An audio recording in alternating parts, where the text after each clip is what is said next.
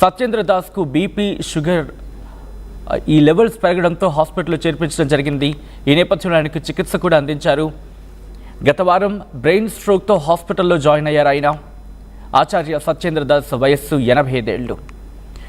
గత 30 ఏళ్లుగా అయోధ్య రాముడి పూజలు చేస్తూ అయోధ్య రాముడు కొలువైన తర్వాత బహుశా అయోధ్య రాముడు ఆ కొలువైన సందర్భం కోసమే వేచి ఉన్నాడా అన్నట్టుగా ఆయన ఇన్నాళ్ళు ఉండి, ఎందుకంటే గత ఏడాది ఈ సందర్భంలోనే మనం మాట్లాడుకుంటే కనుక ఇటు రామ మందిరానికి సంబంధించి ఆవిష్కరణ జరిగింది. ఇటువంటి నేపథ్యంలో ఆయన తుదిశ్వాస వెళ్ళిపోవడం, ఆయన తుదిశ్వాస విడవడం భక్తుడిని కలవరపెట్టింది. ఒక్కసారి ఈ అంశానికి సంబంధించి డిప్యూటీ ముఖ్యమంత్రి కూడా మాట్లాడారు. ఉత్తరప్రదేశ్ డిప్యూటీ ముఖ్యమంత్రి ఆయన మాట్లాడుతూ ఇదే అంశానికి సంబంధించి బ్రజేష్ పాఠక్ కూడా రియాక్ట్ అయ్యారు. సత్యేంద్ర దాస్ ఇక లేరు అనే అంశానికి సంబంధించి ఆయన ఏమన్నారో చూద్దాం. दास जी हम सबके बीच में नहीं रहे हैं. मैं ईश्वर से प्रार्थना करता हूँ उन्हें अपने सी चरणों में स्थान दे. उनके अनुयायियों को, उनके समर्थकों को इस असहनीय पीड़ा को सहने की ताकत है. माघ पूर्णिमा का स्नान आज बहुत सुव्यवस्थित ढंग से चल रहा है. लाखों की संख्या में श्रद्धालु प्रातःकाल से ही भोर में स्नान कर అది ఆయన దిగ్భ్రాంతి వ్యక్తం చేయడం జరుగుతోంది. ఆయన ఆత్మకు శాంతి కలగాలని ఆయన కోరుకుంటున్నారు. రైట్, సత్యేంద్ర దాస్ మృతి పట్ల ప్రముఖులు కూడా దిగ్భ్రాంతి వ్యక్తం చేయడం జరుగుతోంది. మనతో పాటు అయోధ్య పూజారి दीपक दास फोन लाइन लो जॉइन अయ్యారు. ఆయనతో మాట్లాడే ప్రయత్నం చేద్దాం. दीपक दास जी, सुबह सुबह ही सत्येंद्र जी की निधन की बात जब आप सुने हैं, क्योंकि आप उनके बहुत करीब से आप करीब से काम किए थे, क्या आपको लगा था? देखिए, बेहद दुखद खबर है.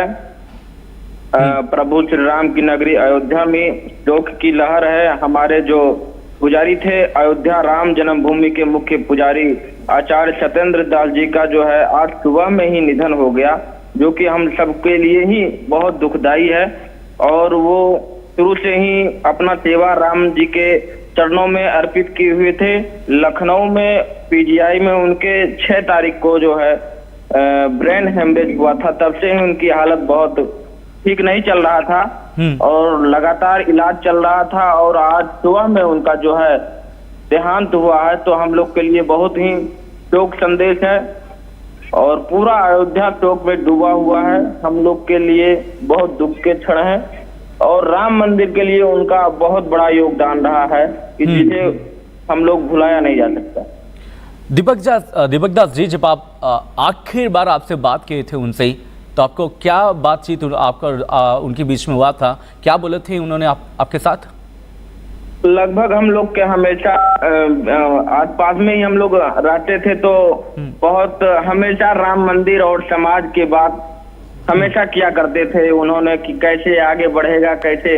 जैसे आज के समय में राम मंदिर लगातार भीड़ बढ़ती जा रही है, चर्चा, इस तरह की बातें वो क्या करते थे. तो कुछ दिन पहले बहुत हालत ठीक था. लगभग वो 3 फरवरी से उनकी हालत नाजुक हुआ, जब से वो पीजीआई में भर्ती कराया गया था.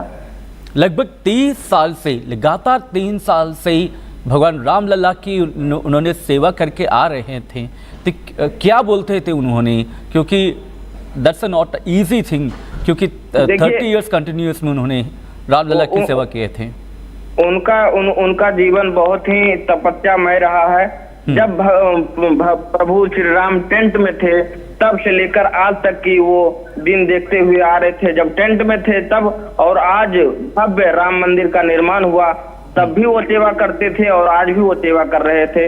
और बहुत ही मतलब उनकी आयु लगभग 85 वर्ष हो चुका था. बहुत अवस्था उनका हो चुका था. तो एक तरह से उनके जीवन से हम लोग सीख सकते हैं. बहुत ही उन्होंने संघर्ष किया है. तो बहुत अच्छे व्यक्ति थे. आप इसकी तो, क्योंकि राम लल्ला की भव्य राम मंदिर होने के लिए, बनने के लिए बहुत कोशिश की है उन्होंने भी, तो क्या कहा था आपसे? क्योंकि जब एक बार भगवान राम लल्ला की मंदिर बनने के लिए जब तैयार हुआ था, आप उनसे उन्होंने क्या बोले थे? और जब राम लल्ला की मंदिर में जब पूजा कर रहे थे, उनके मन में क्या था?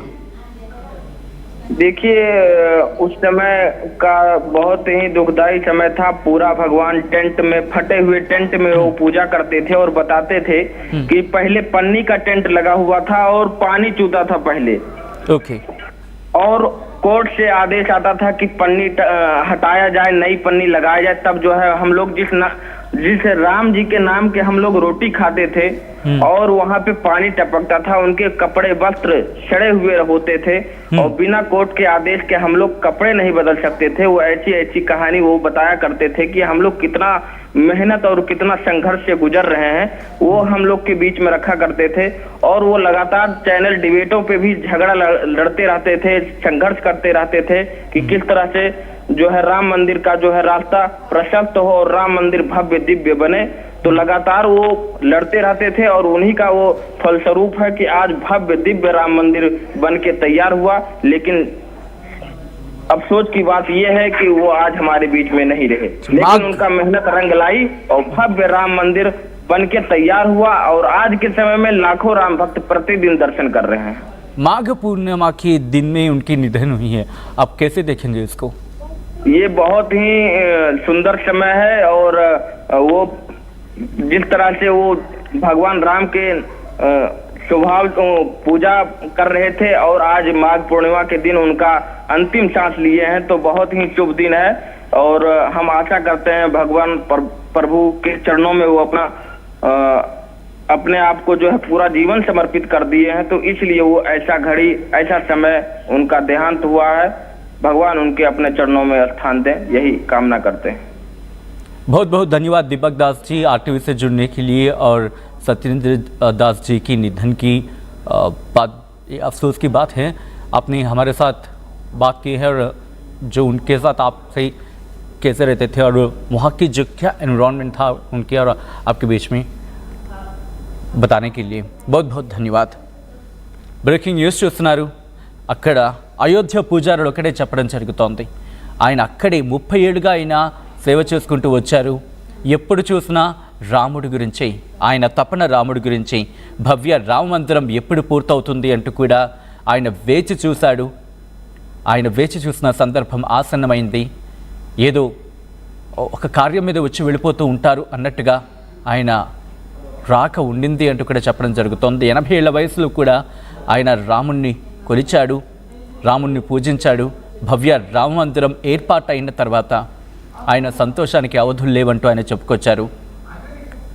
శోకసంద్రంలో మునిగిపోయింది అయోధ్య అంటూ ఆయన చెప్పారు అక్కడ అయోధ్య పూజారి దీపక్ దాస్। మొత్తంగా అయితే మాత్రం ఆచార్య సత్యేంద్ర దాస్